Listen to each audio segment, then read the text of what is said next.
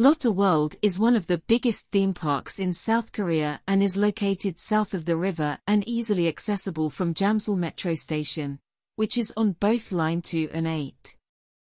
As of 2023, day tickets cost 59,000 for an adult, which is about £36, 52,000 for a youth ticket, which is from ages 13 to 18, and 46,000 for a child ticket, which is from ages 3 to 12.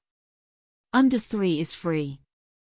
This ticket gets you into the theme park to enjoy all these rides, but Seoul Tower and the water park are separate to this.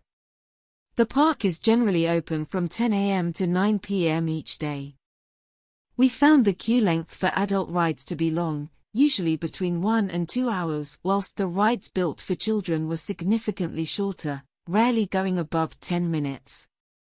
The theme park consists of 2 areas. Half of the park is inside, and that's where you'll find the majority of rides for children, whilst the outside has most of the adult rides. It's easy to walk between the 2 parts as are close together, but the inside is on multiple floors connected by escalators and can be quite difficult to find your way around.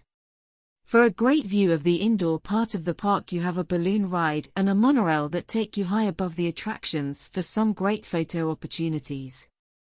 For a great view of the outside part of the park, you could brave Bath Tower, but we stayed at ground level instead as we had just eaten. When it comes to food, you're spoilt for choice, but for an English family 5,000 miles from home, it's difficult to turn down a Domino's pizza, particularly if you own a child who only eats pizza and apples. For dessert, you can enjoy ice cream shaped like excrement. And then have a coffee or latte served by your friendly autonomous robot.